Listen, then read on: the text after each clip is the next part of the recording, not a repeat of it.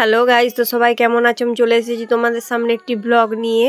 তো তোমরা আমাকে অনেকেই জিজ্ঞেস করেছো যে তুমি সারাদিন ফোনে এত কি করে ভিডিও ছাড়ো কাজ বাদ দিয়ে। তো তোমরাই দেখে নাও আমি কি কি কাজ করি, তো সেটাই তোমাদেরকে দেখাবো। তো তোমরা দেখতেই পাচ্ছ যে কাজের মাঝেও মেয়েকেও সময় দিতে হয়।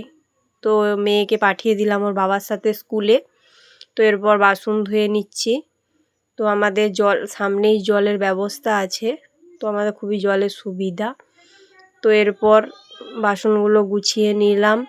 তো এরপর ঘর দুয়ারগুলো ঝাড় দিয়ে দিচ্ছি। তারপর জলগুলো বোতলে ভরে নিলাম।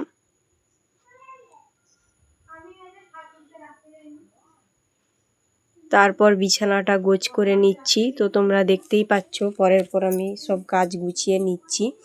তো এরপর শাশুড়ি মা আলু সেদ্ধ করার জন্য কাটতে বসেছে আলু সিদ্ধ। এরপর স্নান সেরে চুল আঁচড়ে সিঁদুর পরে নিচ্ছি, কারণ আমি একটু সকাল সকালই পাঠ সেরে নিয়ে চান করে নিই, কারণ সকাল করে আমি ঠাকুরকে সেবা দিই। তো এরপর ঠাকুরের বাসন সব ধুয়ে আমি উপরে চলে এসেছি। এরপর গোছ গাছ করে ঠাকুরের ফটোগুলো একটু মুছামুছি করে নেব। এরপর আমি গোছগাছ করে তারপর ফুল তুলব। তো এরপর ফুল তুলে নিয়ে চলে আসছি। পুজো প্রায় সারা। এরপর প্রণাম সেরে নিয়ে আমি এবার মুড়ি খেয়ে নেব। তো মুড়ি আলু সেদ্ধ লঙ্কা ভাজা ঝুরি ভাজা, এরপর মুড়ি খাওয়া হয়ে গেছে। এরপর রান্না বসিয়ে দিয়েছি, ভাত বসিয়ে। এরপর আলপনা দিতে শুরু করেছি। তো আলপনা দিয়ে নেব, সব যত মধ্যুয়ার আছে সব আলপনাগুলো দিয়ে দেব। তো পুরোটা আমি তোমাদেরকে দেখাতে পারছি না, কিছুটা কিছুটা করে দেখালাম।